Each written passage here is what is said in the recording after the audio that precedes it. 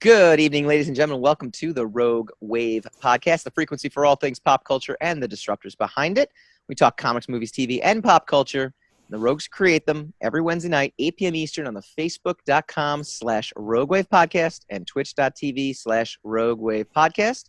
You can download this podcast immediately following the live stream on all major podcasting apps or go to RogueWavePodcast.com to subscribe on Apple Podcasts.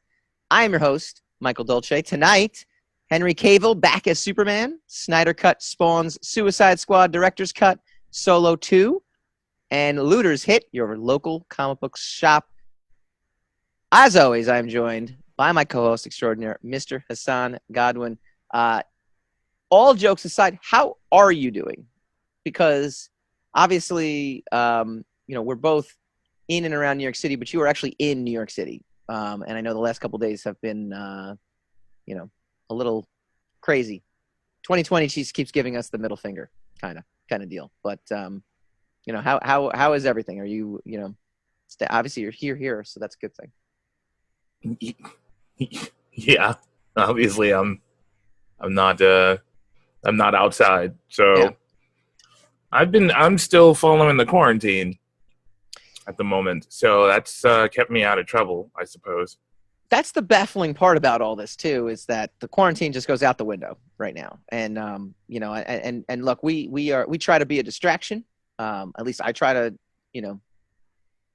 make the show, our platform is that we are a distraction from, all the crazy real life stuff, and like to talk about all the fantasy stuff that kind of entertains and makes us better. But obviously the last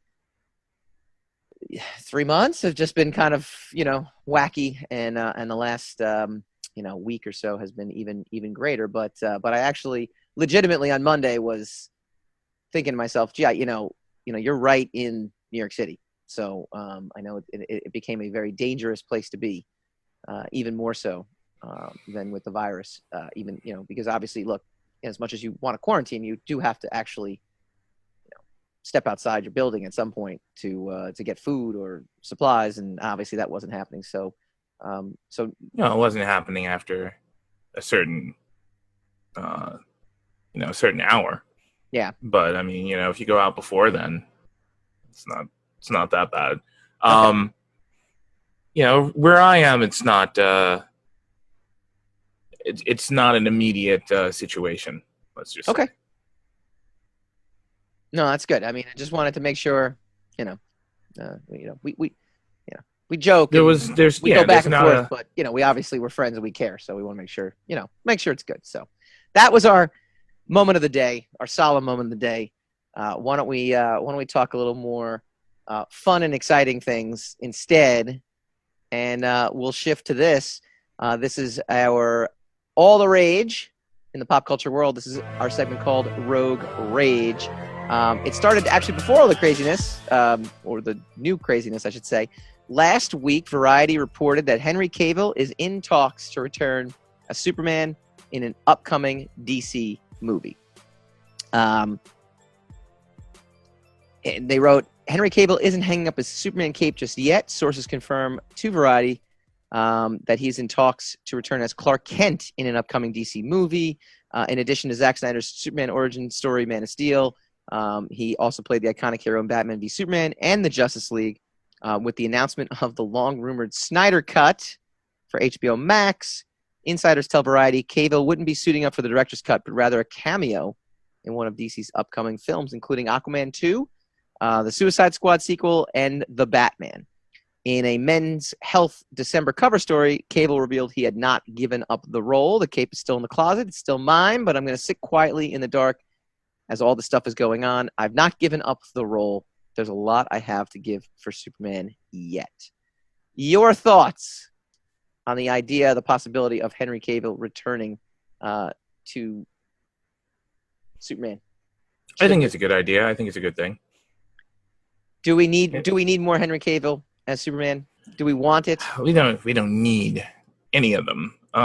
But he was, as pertains to the role of Superman and the look and feel of Superman, he's probably best suited for that. He's probably the best they're going to find for that. I mean, he just genuinely looks. Also, he hadn't done much. He's done movies prior to being Superman, but he was unknown enough so that he could be primarily looked at as Superman for most people. As when that broke the mainstream. I mean, he made Immortals before that and a couple of other movies, so he's recognizable to people for that. But I mean, he really he was kind of almost in the Christopher Reeves milieu in the sense that nobody had known who Christopher Reeve was, so they accept him much quicker as Superman, as the iconic Superman. I liked him as Superman. I liked some of Snyder's takes on the Superman legend. I know it's controversial. I'm not talking about some of the more controversial stuff like snapping people's necks and not saving lives from which we talked about last 9/11 event kind of circumstances. But I think if the DCEU has any hopes of consolidating their universe into something as substantial, I don't know if it's necessarily smart for the DCEU to try to copy the MCU exactly. But if they're going to try to build anything resembling what the MCU has built, they're going to need consistency in some of their movies, and that basically starts with the actors. Well, consistency. We've already lost Batman. Yeah, consistency is a good word because, as it turns out, Henry Cavill may not be suiting up. So, according to Hollywood Reporter, this came out, I think, the day after.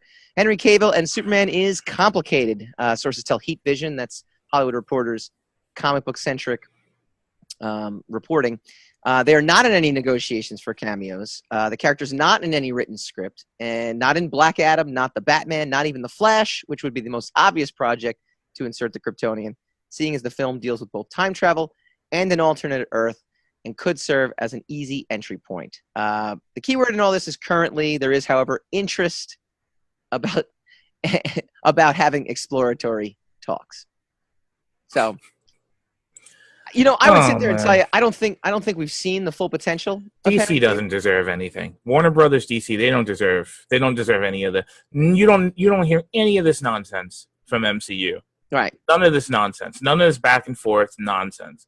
Right. Because MCU is using a new. They've created a new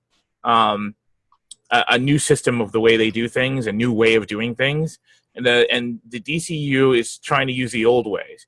And basically, like it or love it, or hate it, the old ways doesn't exist anymore. The Marvel movies, Disney or whatever came in and just kind of abolished the old way of blockbuster movie making, right?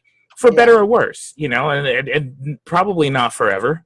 But for right now, that's the way they've done things.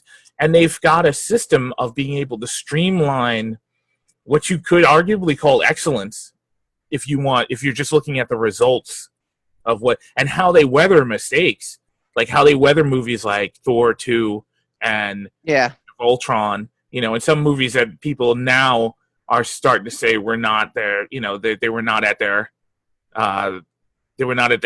standard, their quality standards. Right. Comparatively speaking, unless you're Pat Shand, Age of Ultron was not as good as every other. And they just shake that off. They don't, they don't suffer. And so Ant-Man, the two Ant-Man movies are hits.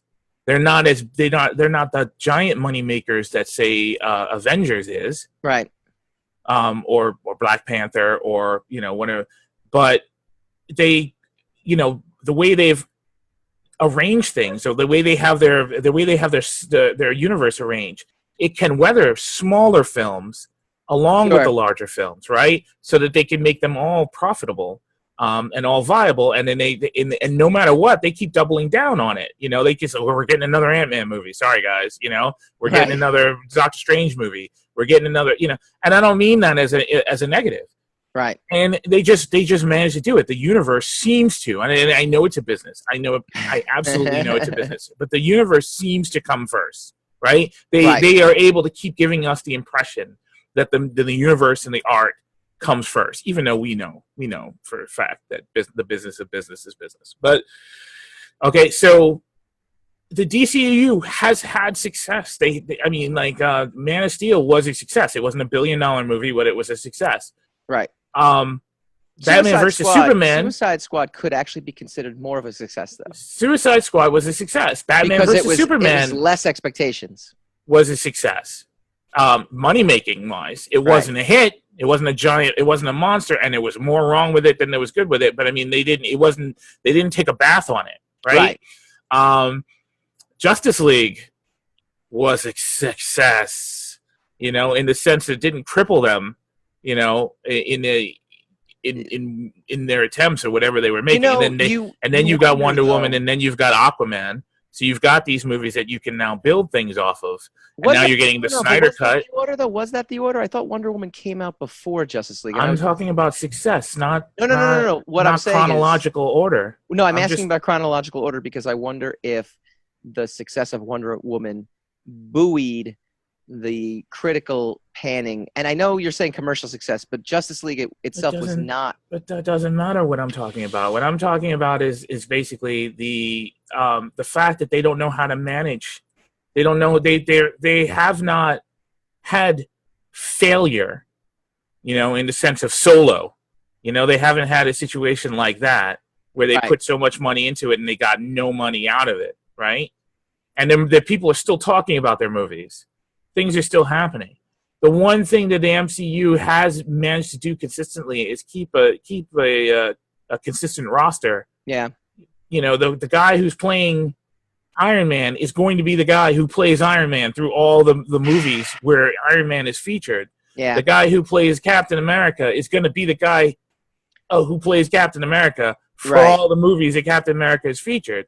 And that builds I know it's not a level of consistency that comforts the audience and allows the audience to accept the veneer that these people are actually these characters. These characters have been given life. They're right. I know it's not connected, and it's not really a story that we're going to cover. But I was just reading on Twitter last night too that they're like abolishing Batwoman, like the actual character from the series. All together. So it's just funny you mentioned consistency, and you're going to have a new Batwoman, but at least the character is going to be different. So there's a reconciliation versus saying like, "Oh, she's playing." I don't understand that. Like the character, they're recasting the role, right? Yes, they're recasting the role, and according to what was on Twitter, and take that for a grain of salt, it's not the same character playing Batwoman. It's a new Batwoman. So at least they're not doing what you said. And maybe that's a good or bad thing. I couldn't tell you, but they're not actually, it's not like you're sitting there going like, well, that wasn't the Batwoman we saw last year, but why does she say that? There's. But I mean, look, if the star decides to leave, that's a different story. You can't make that happen. But if it's a matter of the star saying, look, I'll continue, and then 5 minutes later undercutting him by saying, well, it's open for debate, we'll figure it out, then you're undermining your own universe. You're doing that to yourself. That's not anybody else doing that to you. That's you doing that to yourself. That's you shooting yourself in the foot. And so, look, I don't know if their goal is to be the DC's version of the MCU. I don't know if that's what they want, but they're definitely not achieving it. This is definitely not the way to achieve it. Right. No, well, speaking of which, more Snyder Cut news as well too, and this is so it's funny. After we aired last week, there was a couple people kind of privately messaged me, and they were like, "Nah, Snyder Cut's done. It's not going to cost them anything." And I think going back and forth, we were kind of wondering whether it would. No. The Snyder obviously. the Snyder Cut does not exist, according to Bob Greenblatt, who's the Warner Media chairman. He told Recode Media podcast, Zach is actually building it, and it's complex, including new VFX shots. It's a radical rethinking of the movie, and it's complicated and wildly expensive. I'll just say I wish it was just $30 million and stop there. And that's stupid also. That comment is stupid. Even if he's a upset ruse? about that, it doesn't matter. If it's a ruse, it's a stupid ruse. Yeah. Okay? Because the whole reason, we all know the reason this is happening is because there's no content and everybody wants to launch a stream, right? Right. So you need a unique concept, you need content. Everybody's, or I don't know if everyone's clamoring for the Snyder Cut, but there's a loud enough call for it that it seems like a viable product. Right. HBO Max wants to get off the ground. Right. This is a good way for them to do it. And then again, listen, you want it done to a level where people watch it for all 4 weeks or all 6 weeks or however many times they break it down. You're going to have to bring it up to snuff. Yeah. Sorry, you're going to spend that much on a new show anyway, right? Yeah. So why complain about that openly? Yeah. You know? Well, it's funny. I don't understand it. It's funny you mentioned that, the need for content. The Snyder Cut, we kind of touched on it last week, and how it kind of sets a bad precedent, or it sets a precedent. Maybe not a bad one. We debated whether it was good or bad, and it's subjective, so maybe it's not. But it definitely does set a precedent. So now all of a sudden fans, and we didn't talk about it last week, but it's already started rumbling last week, was the Ayers cut for Suicide Squad. Now, this one's an interesting one. So he went on Twitter recently, and he said Suicide Squad director David Ayers, is it Ayers? Whatever. We're not professional. Says terrifying Joker scenes with incredible acting were cut. Suicide Squad was reshot because the tone was too dark, the director added. It was reshot. My first act was a normally constructed film. I took my inspiration from Nolan. There were real scenes with incredible acting between Jared, which is Jared Leto, who played Joker very, very, very, very, very, very, very, very, very, very briefly, and Harley Quinn, actress Margot Robbie. Joker was terrifying. Harley was complex. Expanding further, he revealed the change in tone from trailers to the lighter, more joke-filled finished product was a result of both the critical whiplash to Batman v Superman. So anybody out there, we got a YouTube comment, by the way, or we got a comment, I should say, from someone that was like, oh, you'll blame Snyder if this is bad because that's just the easy thing to do. And it's like, no. Batman v Superman wasn't good. Like, it was not a good finished product, and it really did radically alter everything. So David Ayers is actually saying, we were told to fix this movie because of Batman v Superman and the success of Deadpool. The first Suicide Squad trailer nailed the tone and intention of the film. Methodical, layered, complex, beautiful, and sad. After BVS reviews shell-shocked the leadership at the time, the success of Deadpool, my soulful drama was beaten into a comedy. And I found a bunch of articles as well too, saying, you know what, we'd actually like to see it. Now, according to David Ayers, the cut's there, so it's not something that they'd have to really go and there's no reshoots. This is an instance I would love for them to release this cut, and I'll tell you why. A, if it's already done, not going to cost them anything. So from a financial standpoint, not that it matters to us, it's a no-lose venture, right? Throw it up on streaming, throw it up on HBO Max. That I would pay HBO Max for, because I want to see what a layered, complex, thoughtful story is to this director versus what he actually puts up there. Because a lot of times you sit there, there are so many times, I've quit, like when bands do interviews and they're like, we really went back to our roots and made a record that we could really be proud of, and we really got inspired this time, and you pop it in, you're like, nah, still not as good as what their old stuff was, and I've stopped looking at I've stopped reading the sound bites from directors who are going to direct films that I might want to see in terms that are adapted off of our favorite comics. Like, I've stopped kind of like, because they always go up there, they're like, man, we really made this character deep. They made this complex. And then you actually go and watch it. you're like, that's really, it was like literally one sentence in one scene in a 3-hour bloated CGI mess of a movie. That was like, but those are the ones where you go and you're like, this is not like that typical superhero movie we've got. So I want to see it. I want to see this. I want to see this so much more than the Snyder Cut, just based on those comments. I want to see Jared Leto as Joker, just based on those comments. It was amazing acting. Now, Margot Robbie and Jared Leto are fantastic actors and actresses. So maybe I'll put my foot in my mouth and be like, man, this guy really was, he was really shafted. But then we'll get justice by seeing it. I mean, I don't know. Snyder cut, Suicide Squad cut. Which one you want to see more? Pit him against it, because I'm going Suicide Squad all day long with this. I'm going Snyder cut. I want to see a good. I don't look. I'm not a. I am not a giant Josh Whedon fan.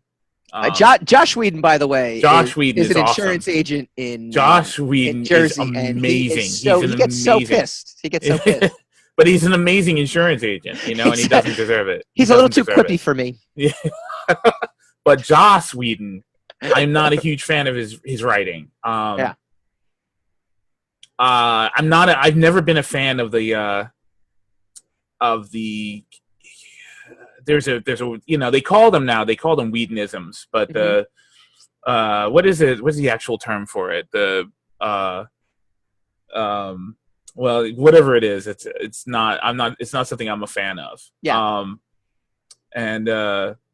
Whedonisms is pretty accurate. But there's actual Justice League to me though.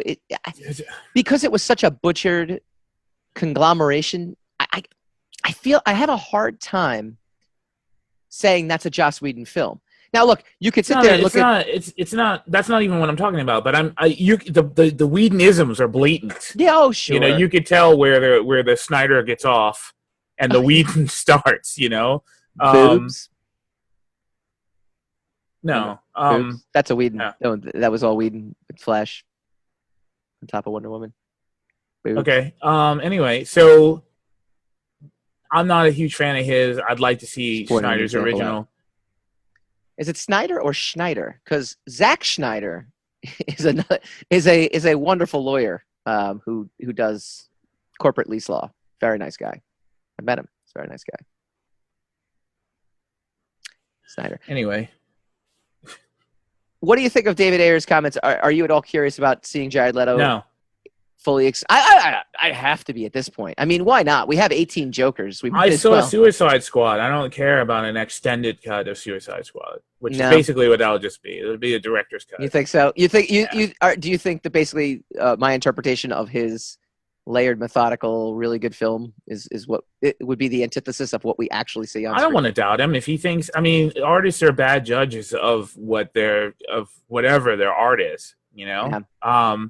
So if he says it's more meaningful or whatever, he could be right, but then he could be completely delusional about what he thinks, what he thinks is good versus what turns out to be bad. Right. So, I mean, anybody who says, if he says, look, the true meaning of what I was trying to do was cut from the film, then he's probably telling the truth. He knows what's cut. Yeah. Whether or not that will be emotionally effective is a completely different story. It's not up to him. Right. But he knows if the essence of what he was trying to do was taken away from it, Right. So I'm not disputing that. I have no right to dispute whether he's right or not. I'm just not really that interested in the film in and of itself. I mean, I'll watch it, but I'm not. I've seen Suicide Squad. I didn't think that should have been one of the properties that DC rolled out in the beginning. Like, why would you roll out if you're trying to build a Super Friends, right, or Justice League or Super Friends, kind of universe to coincide with the MCU? Mm-hmm. Why would one of your first movies be a super team of villains? And the villains, they're side villains to superheroes that you haven't depicted. So 90% of the character value of all these, or the value of all these characters, but the character value of all these characters, I did mean that correctly, is that they are villains. And now they're in a superhero circumstance. They're being weaponized. They're being utilized for a superhero, for a heroic utility, in and of itself, right? Yeah. And so you would need the juxtaposition of each of them as a villain in perhaps a property, so that you could get the nuance of the fact that they are now in the superhero roles. Yeah. But if you just start with them, and frankly, the only really mainstream ones that we knew, that non-comic book fans knew, are Joker and Harley Quinn. And Harley Quinn only because maybe the animated series You know, maybe a lot of fans of the animated series would know exactly who she is. So it didn't make any sense, you know. So I found an article from CBR. Before you successfully get Batman and Superman and Wonder Woman and you know, and Flash and Cyborg and Aquaman, before you establish them, before you get them off the ground, you go right for, you know, after 2 movies in, you go right for Suicide Squad. It's nonsense. Well, it's funny. So this article from CBR actually had a really interesting perspective. You can't help but wonder if Ayers' version was better. One thing is certain, the Ayer cut is out there because multiple people have seen it. Thus, unlike the Snyder cut, there's no debate about its existence, which, you know, obviously that is still no in more flux. Debate anymore. Well, there's a debate as to what the finished product we're going to see is what he. Of course, but I mean, there's no debate as to whether or not we're going to see there is a Snyder cut. There will be, yes, no matter what. It might not have fixed Joker's controversial damaged tattoo or Enchantress's hula-inspired villainy, but it's entirely possible it made more sense and tied up all the loose ends. However, unlike Justice League, Suicide Squad overperformed at the box office, raking in $746 million, even winning an Oscar. This means that Warner Brothers considers this case closed and has no incentive to revisit it. That's another thing. Why would you do that if you already had a hit? You know, I mean, I guess you have a personal vision. You want your vision to get out, but it seems like you trying to get another bite of the apple. You're trying to ride the Zack Snyder coattails. I mean, at this point, why wouldn't you? I mean, you made a great point, though. I mean, it's such a lack of content now. Although there are reports, and again, covered that, you know, filming is starting up on all this stuff, but still, like, yeah, I'm just answering your question as to which one I would rather watch. Yeah, I'm not debating whether or not it's necessary or is useful. No, I understand. Yeah, I know from a business point of view. All right, all this Snyder cut traction where the fans actually got what they want. Again, whether it's a good precedent or bad precedent, has set a precedent, and now everyone wants what they want. And here's one that I think we both can agree on. Make Solo 2 happen. Fan campaign demands Star Wars sequel. It's a banner month for fan campaigns making their movie dreams come true. While DC fans are eventually getting the Snyder cut and hoping for the Ayers cut, fans of Solo, A Star Wars Story, are clamoring to hashtag Make Solo 2 happen, and they're picking up some steam. Fans took to Twitter Memorial Day weekend to share their hopes for a sequel to the Han Solo origin story, pining for the return of cast members Emilia Clarke, Darth Maul, and Donald Glover's Lando Calrissian. I can get behind this. Solo is an enjoyable experience. It got shafted by bad timing. It got shafted by a controversial movie before it. It was a really nice entry in the Star Wars universe. And I think it also takes a hit because of you just murdered Harrison Ford's Han Solo. Yeah. And then now you're trying to, you're trying to give us a substitute.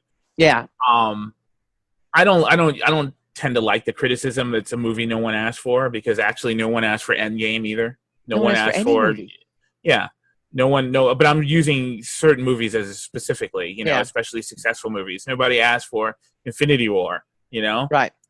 But we're happy we got it, Yeah. So if it works, it doesn't matter that no one asked for it. Right. It's a criticism people use when something doesn't work. Right. And nobody asked for any movie. So that's a BS critique. Although I have heard it used for Solo a couple of times. It's also a movie that didn't need to happen, and that's another bad critique because pretty much every movie does not need to happen. However, it's a delightful movie. Mm-hmm. It's fun. It's I remember years ago we were going over it because we just saw the trailer at the Super Bowl. Right. It was after this was right after the Last Jedi. Right. And you said it looked fun, and I laughed at you, and I was like, "Oh, you're just gonna forgive them? You're forgiving them for the crime of the Last Jedi? How dare you?" And then I did go to see it, and I was like, "Yeah, you know what? I gotta admit, I'm enjoying this. I think of all the Marvel, of all the Disney, but I was right because it is Marvel, because Disney is Marvel. I think of all the Disney Star Wars movies. I will allow that. Yeah, thanks. it's my favorite. It's the one I enjoy watching the most. I think the best one that they've made is Rogue One. I was gonna say actually Rogue. Well, you know what's funny? Rogue One. As much as I Solo enjoyed is it, the one I enjoy watching the most. It's Right. it's the one that leaves the least. It's the one with the least baggage, even though it's the baggage of the murdered Harrison Ford over the younger model. Yeah, but I don't want to see old Harrison Ford in anything. I want to see young Indiana Jones. I want to see. I'm not co-signing that, but anyway, that's unless basically unless Harrison Ford is playing the Sean Connery role. Indiana Jones. Not co-signing. Anyway, maybe which is good for you. That's up to you. That's fine if that's how you feel. But basically, what I'm saying is that it hit a spot. Yeah, it was fun and it hit a spot. You are the Star Wars nerd. I am the Star Wars geek. So I didn't get into the animated series. I didn't get into Star Wars Rebels or anything like that. So Clone Wars, having Darth Maul be up on screen and actually have a character versus what he was in the prequels in Episode 1, which was basically just a really cool lightsaber wielding Sith warrior. That intrigues me. And that little cameo at the end really intrigued me. And I was like, this is actually pretty cool. Even I, though, at the time, and this is nothing to do with the movie, I was Star Wars out at that point. Like I really was. I remember in the movie theater going like, oh, this is pretty cool. Like you have that fatigue of just having been bombarded with too much Star Wars at this point. And again, no fault of the movie because I actually really enjoyed it. So would you appreciate like if they re-release Solo as a complete director's cut? And on Disney Plus as a 6-episode season with a promise of another season, I think that would be much better received than if it had come out as a movie. Yeah, I agree. If that was a TV show, if the exact same thing we saw was a television show. 100%. And look, in the 5 years we've been doing this podcast together, it's actually 4.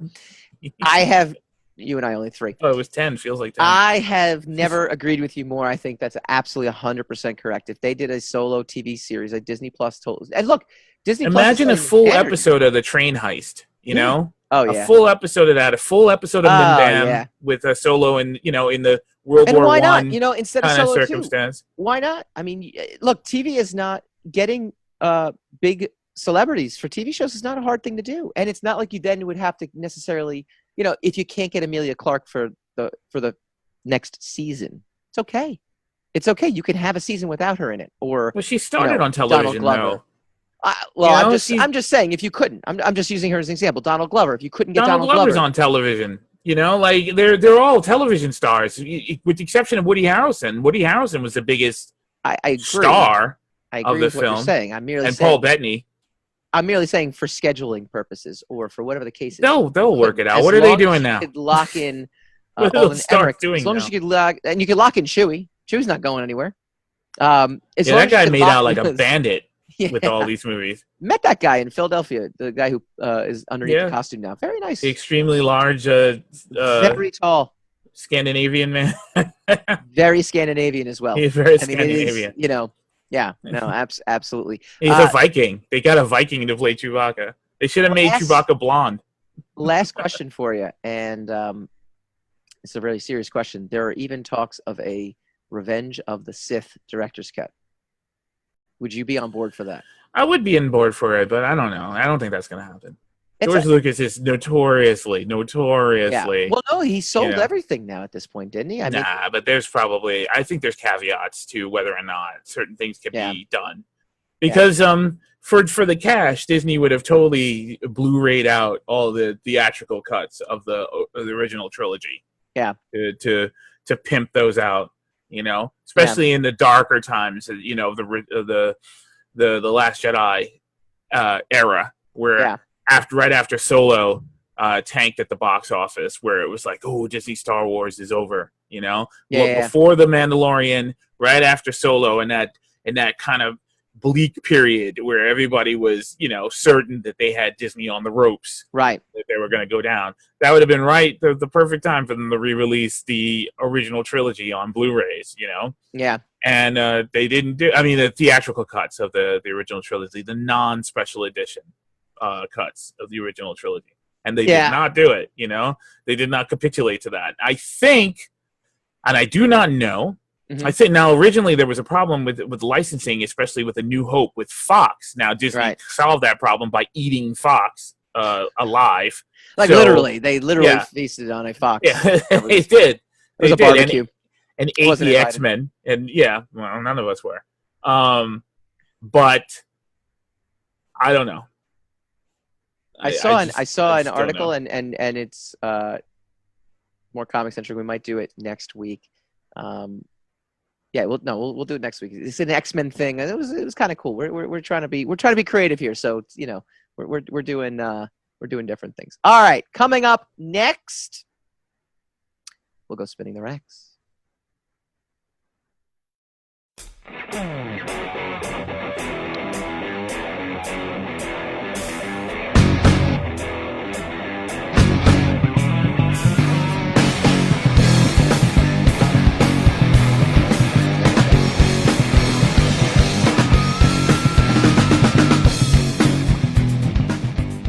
Welcome back to the Rogue Wave podcast, talking comics, movies, TV, and pop culture every Wednesday night. Go to roguewavepodcast.com to subscribe to the podcast.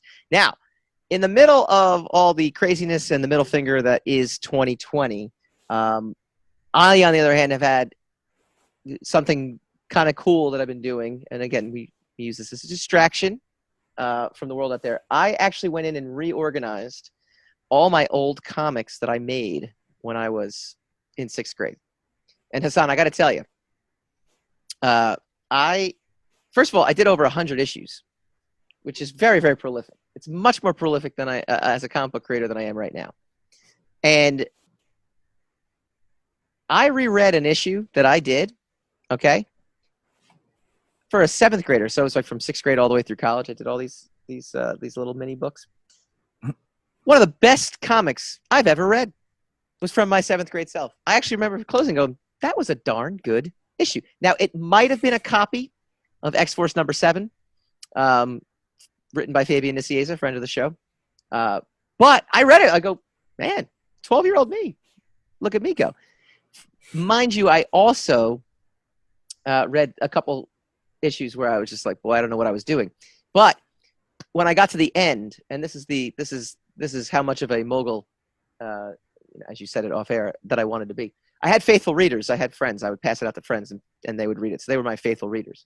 At the end of one particular issue that I wrote and drew, it said, "This wasn't very good, faithful readers. I really apologize." And I remember reading, going, "This wasn't very good." And I go, "Oh, I knew it was. I knew it wasn't good. I knew it wasn't good."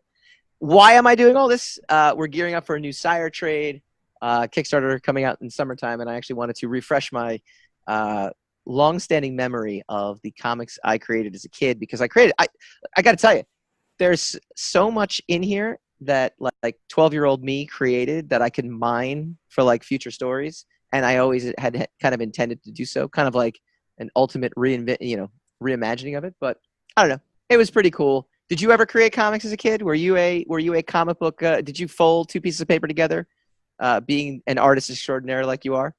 No, you never did. See, my art was not very good. No comment. Oh, you did. So you did. You're lying to me. No comment. No, I'm not. There's no comment. I'm not. I admit to nothing. I admit to You know what? What kind of moron takes a piece of paper and folds it in half and then tries to staple it in the middle and then realizes that the two ends are too steep, so you have to bend it 3 times in order to put a staple in the middle, because that's how comic books are done. Yeah. And then you realize that now you've just ruined you've ruined the package that you just tried to put together. You've ruined the template that you were using. Yeah. Also, I can honestly say put a bunch of pieces of paper together, folded them in half, finally managed to staple them correctly, then started drawing inside just to realize I run out of pages before I could finish my story. Oh, That's never happened to me. Oh man, never happened. That's, you know, that's never why happened. when I was a kid, I had an incredible sense of all this stuff, and I'm not just saying because it was me, but I really did, because every issue, for the most part, would kind of end on time. There was a couple times I could sit there and I'm like, I realized I was running out of pages and had to wrap this up, but I was at least able to do that. For your stapling question, yeah, no. You want to see this? This is vintage copying Rob Liefeld, by the way. That's a recipe for success right there. Yeah. Yeah. Copy Liefeld. That Wildfire only lasted one issue, by the way. So yes, anything where I was blatantly copying didn't last very long. All right, so stay tuned. There'll be a Sire trade coming later in the year. We'll do a Kickstarter for that. It'll be a compilation of all those old books that you just did, right? It's gonna be a. You know what? I bet you if you launched a Kickstarter of all your old comic books, I bet you would actually turn a pretty tidy profit. Well, yeah, because the work's already done. I already did the work. The work's done. There's no clamor for content. Yeah. There's 125 issues that I did. But I bet you. No, I'm just serious. I think there's people out there who would spend, would happily send you like $20 to get a trade paperback of all your old. Scan all that stuff in. Yeah. You should just try it as an experiment. I might. I just might. We'll see. All right. We are incredible fanboys of all things comic books, which is why I brought that up. I thought that was kind of cool. Again, I realized that I'm showing you on camera the Rob Liefeld knockoff that I did. And, if you're listening on the podcast, you can't actually see it, but that's okay. Just trust me. This is some vintage Rob Liefeld knockoff. Just that particular issue. Just trust us. It's good stuff. Just go with it. Every week, we like to bring you the inside info and the source material that will make its way onto the large and small screen. We call this segment Spinning the Racks.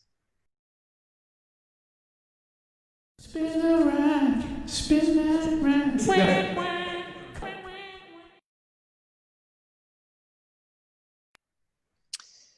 Comic book stores hit by looting across the U.S. This is from Bleeding Cool. This was posted on June 1st. I think there's a few more that have been hit since then. 8 comic book stores have reported looting over the last few nights as a result of widespread protests against racist police actions and violence. There may be more, but these are the ones that which have taken their experiences public. Golden Apple. I don't know if you've ever been to Golden Apple. It's one of the best stores I've ever been to. It's in L.A. I went there with a friend of the show, Marcus Perry. Really great store. They wrote a statement. After some peaceful protests and destruction, eventually the angry mob moved on to Melrose Shopping District and ended up not only burning down the old shop location, but attempting to loot the current store. Thankfully, they weren't able to penetrate security gates to get any product, but left a trail of damage at Golden Apple and neighboring shops. They're doing a GoFundMe, and I think the GoFundMe... the shop was planning to reopen this Monday after being closed for the past 2 months due to COVID-19. Now their plans and timelines have changed. Heidi High Comics in Los Angeles also got hit. Graham Crackers in Chicago, that's a great store also. And that suffered similarly. Unfortunately, our downtown Chicago Loop location got broken into. For the time being, we are closed. We will not be open for sales as we deal with the problem. We're hoping to open again tomorrow. So it's good to see that they're at least, again, some stores aren't even open yet. I know in New York, my local shop is still doing curbside just because of the restrictions put in. Top Cut Comics in, where is this one? In Chicago. Now they said they're closed for business until further notice. So, hopefully, it sucks, and it's something that I just thought I don't understand, how that helps anything in terms of spreading a message. It seemed to me, especially a comic book store. I think somebody, once said to me online that, well, maybe they're trying to get to Marvel in DC. It's like local store owner has nothing to do with that. Like nothing to do with that. So hopefully it doesn't impact us and impact stores from reopening, because Titles were starting to be, stores were starting to reopen, and hopefully, they can continue to do so. And like I said, 2020 has been a middle finger. I don't know. Anything to add to that? No. Yeah. Not really. All right. Marvel switches 8 April comics from print to digital, including 2 selling over 20,000. Now, that was an interesting. This is from ICV2. It will release 8 comic titles previously solicited as print, with no plans to release the content as individual comic issues in the future. Instead, the comics will end up in print collections later this year. They include Ant-Man, Avengers of the Wasteland, Ironheart #1, Hawkeye, Freefall. The titles being moved to digital were selling in a fairly wide range, and with the March issues of the 2 bestsellers in the group selling over 20,000 copies. So Ant-Man #3 actually sold 10,000 copies before it was actually moved to digital only. I think we're going to see more of this going forward, though. I think the death of the single issue is slowly upon us in terms of what we're going to. I know. It's just the problem is retailers can't stay open if they don't sell single issues. That seems to be the argument, right? What? The medium has to evolve, right? For the demands of the day. So the people who are selling the medium can't dictate the evolution of the medium because it'll hurt their sales. Yeah. That doesn't make any sense. How does that make sense? I know. It's I think one of those things where it's been struggling already, and it's not like it's not like the retailers are doing great in and of itself. So the retailers are trying to strangle the life out of the thing that they're selling because they don't know how to innovate new ways to sell. Yeah. It's cold to say because I wouldn't know how to innovate either, in this circumstance. But if you love the medium, you want to see it evolve. The comic book industry in and of itself kind of deserves to die because it refuses to grow. It refuses to expand. It refuses to do anything. And in the vacuum of good ideas of how to grow, of how to expand itself, in a vacuum of of having genuine think tanks of actual creators and the geniuses that make most of these books, who are willing to just kind of bend the envelope a little bit and try to see what they can come up with that will stimulate new sales and new interest in their products.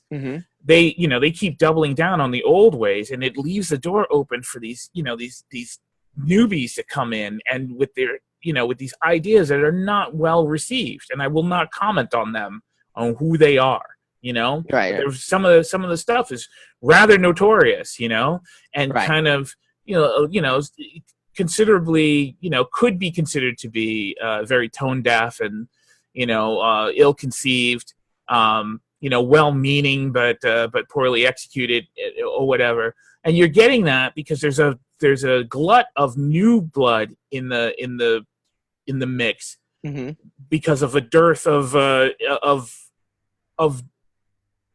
any new ideas coming from the veterans. And now we're talking about limitations on the expansion or the evolution of the medium because of the retailers or the people who sell it. Yeah, I know. And what sense does that make? That doesn't make any sense either. Like, no, I can only sell fruit. I can only sell loose fruit. So it should always come like this. Well, you should buy in bulk. You should buy by the bushel. You can, there's better quality control. There are better selections. There's better variety that way. Well, no, it should be sold. It should be sold scattered and sporadically so that I can be able to sell it. It's like, okay, yeah, but that's not how the market is moving. So it's one of those things where you just sit there and and we've kind of said this on previous podcasts. You just know it's one of those movies you kind of already know the ending to. But you're just painfully watching it go down. Anyway. And I get it, man, and I understand it, and we're on the other side of it. We're the creators, right? We're constantly looking for new ways to try to innovate and try to stimulate sales, but we're still basically using the same models because we're not. Nobody challenges the model. Nobody is brave enough to try to challenge the model. And look, the first, like the saying goes, first man through the door gets bloody. Sure. Right? Anybody who tries to innovate is going to get destroyed by the industry for having the nerve to try to innovate. But look, this industry is going to have to do something. You know, it's going to have to grow, because we just had 3 or 4 months of no comic books at all, and the world did not explode. Well, it did, but not because of that. Not because of that. Yeah, not because of that. But I mean, the world. I mean, nothing came apart. In fact, we with the complete lack of comic books, we're getting other things like the Snyder Cut But you know, we're not even getting that. It's not even until 2021. I'm just talking about, like, people are entertaining all kinds of stuff. This is a time where people are people are trying to launch new enterprises and new platforms. This is why Kickstarter is doing so well right now. Kickstarter is content. This is Kickstarter is blowing up with this stuff because of exactly your point, though. It's people looking for this content, and it could be a great time. Yeah, and the industry apparently wants to be left behind again. You know? Yeah. I don't understand it. After the Diamond debacle, the industry should be innovating 100,000 new ways to get their product out without having to worry about one company deciding we are not making comic books anymore. Right. Because Diamond could just one day decide we're just not going to make comic books anymore. It's not in our bottom line. It doesn't help our revenue stream. Right? Because comics aren't the sellers that they were in the 80s and the 90s, right? Right. So if they ever decide, well, you know what, this just and then you could totally see a cold corporate decision like that. I know there's a full industry that depends on us and our work or whatever, but, you know, we've just decided it's not in our best interest to keep printing comic books. And so therefore, effective August 1st, we're going to stop making comic books. We're going to stop printing them. Please seek help elsewhere, you know? Yeah. And where would the industry be? I mean, when has the industry innovated in the 3 months of the panic of no comic books? What ideas? How many ideas? We've had 1 or 2 ideas, mostly from DC, about what we're going to do about this particular situation. But where is the collective bargaining that goes together from the entire industry pulling together to decide exactly what they're going to do about a mainstream of their delivery system of their product to the people? Yeah. Nothing. Yeah. Nobody's done a thing. So don't you think it kind of deserves to fall apart? No, that's a little cruel to say that. I think that people adapt or die, man. That's the saying, right? That's the thing everybody says, right? That's the line everybody hands everybody who complains about things that the status quo is not doing anything. It's true. But I think there's also a nostalgic factor of, wanting something. Nostalgia, man. Nostalgia doesn't feed anybody. Nostalgia gets us into trouble on so many things. On that nostalgia. Note, all right. On that note, I found this article. I teased it in the first segment, and I decided to run with it anyway because I think it's a fun little argument to have. First of all, by the way, did you know Newsarama.com is no longer Newsarama.com? It is now GamesRadar.com/Newsarama. That's a whole other thing. We'll have to bring our friend Chris Arendt on to talk about that, which hopefully will not get him fired. But it's interesting. It has now become a sub-site on a video game website because I guess people want to read about video games more than anything else in there. But on that, when I found out... You mean they found out where the money was and they innovated and decided to make the... interesting. Correct. Well, actually, they got bought. The Games Radar... That's still finding out where the money is. Oh, yeah. Yeah. So when I found this out, I ended up saying, okay, let me go on to this new Newsarama. And lo and behold, what's there? First of all, it's a lot of top 10 lists. So poor Chris. 10 best X-Men teams of all time. Thought this was kind of fun. It goes through every single iteration of the X-Men. And the reason I thought it was really kind of fun, too, is when I went through all my old comics, a lot of my super teams that I had formed were kind of based off of whatever the X-Men team at the time was. So their list is New Mutants, number 10. Tell me if you agree or disagree with any of this. 9, Excalibur, the original one, formed back in the Chris Claremont, Alan Davis Excalibur run. New X-Men, that's the Grant Morrison, run that was so good. Frank Quitely. New X-Men was Grant Morrison, Frank Quitely. His run with his version of New X-Men. Magneto's X-Men is number 7. That was in the 80s when Magneto was actually a was replaced as headmaster because Charles Xavier wanted to stay out in space. X Factor version 2.0. Now, let me stop you right here. This is the government-sponsored and approved, all-new, all-different X Factor, led with by Havoc and Polaris and Guido. Yeah. And This is one of my favorite runs of X books I've ever read, it was such a short run too. Peter David was the writer. Larry Stroman who is Larry Stroman art. Yep, yeah. Larry Stroman. Peter David was the writer on this. It was with Multiple Man. He actually made Multiple Man interesting, which is ironic because then Multiple Man ended up becoming like he ended up spawning all these other comic book series after that. This is one of my favorite runs. Like I could literally read, and I in rereading my own books, I created an X Factor 2.0 knockoff just because of how good that run was. But that was number 6 on the list. Number 5, the Outback team. This is right when I started really kind of like digging back into the back issues of X-Men. It wasn't like I jumped on with X-Men number 1 like right around that time because that was just the time I was into comics. This was after Fall of the Mutants when they were all dead, right? Yeah. But the Siege Perilous, all that kind of stuff. Yeah. It was actually pretty cool, that kind of stuff. The First Class, which is, they refer to the original Jack Kirby lineup as the First Class, and I actually disagree with them. And they're number what? They're number 4. Number 4. As the original, as the best X-Men Yeah, team. who became X Factor. Who became X Factor, I know. Yeah. I know. Astonishing X-Men, the Joss Whedon run with Kitty Pryde. That's before the original. They put that before the original. Yes. Okay. I actually agree. I think the original X-Men were so bad that they ended up having to cancel the original X-Men. If you didn't have the original X-Men, you wouldn't have any X-Men. I get it. You know? That doesn't make them the best one. They shouldn't be on the list, is what I'm saying. They shouldn't be a point of ranking because you have to have the first. The first you have to have a foundation. Right. Well, all right. Let me continue and let me see what you think about this. The Blue and Gold iteration, which I'm also rereading right now. I have a trade paperback from. I agree that's better than the Joss Whedon era. Holy crap! Yeah. How do you solve a problem like having too many mutants? You split them up. That's what Chris Claremont and Jim Lee did before they forced Chris Claremont off. That wasn't written in the article, but I'm just using that. Bob Harris actually forced him off. It was great. And then finally, the all new, all different X-Men. That was. The best X team of all time, the squad that started to form in Giant Size X-Men number 1, because it was the first major shakeup of the X-Men roster ever.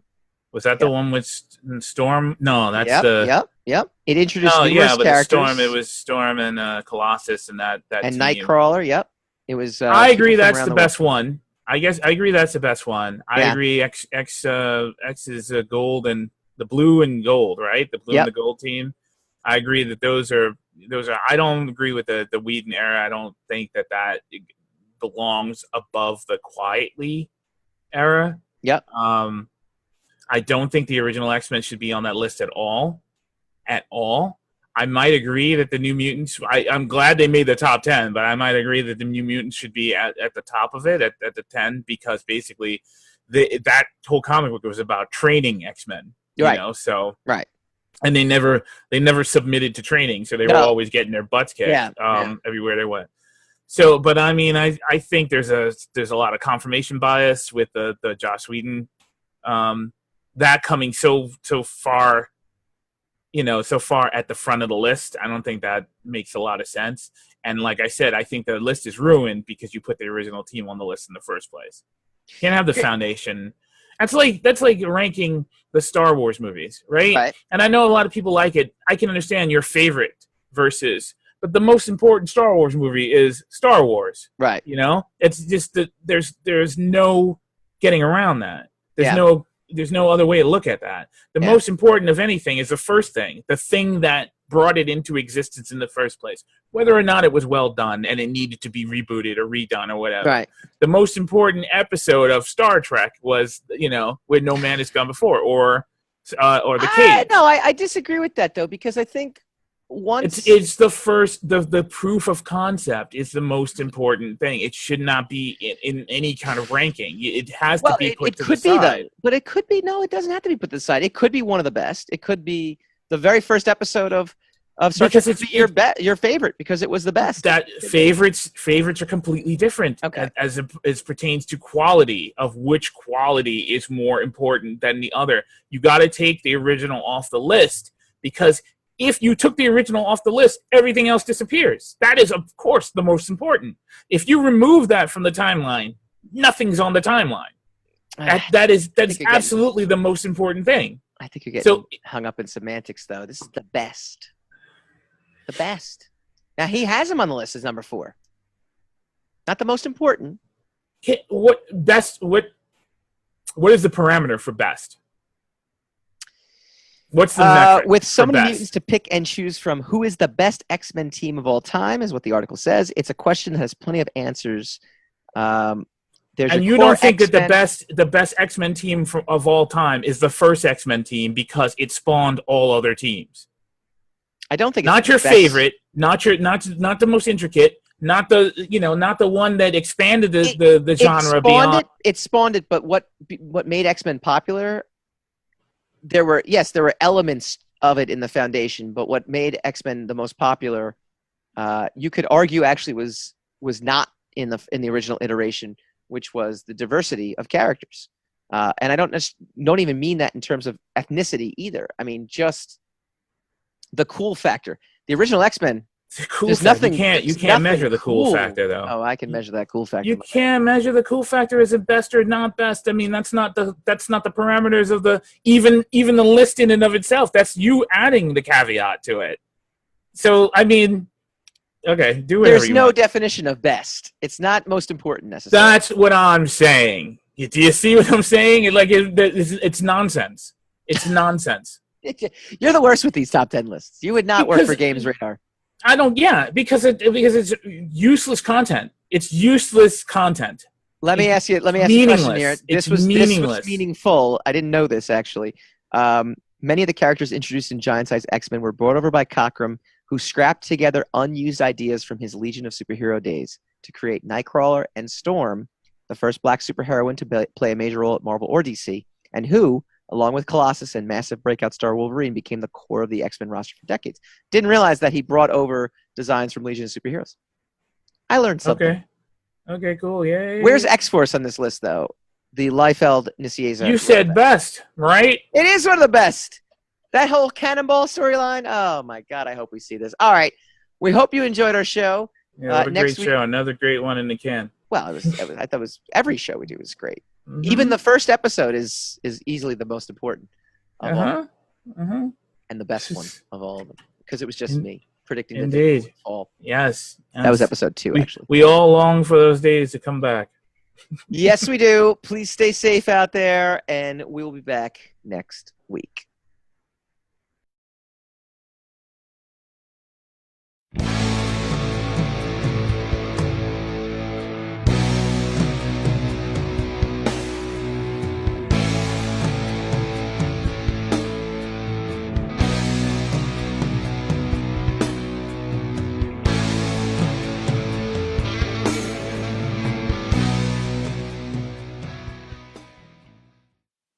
Rogue Wave.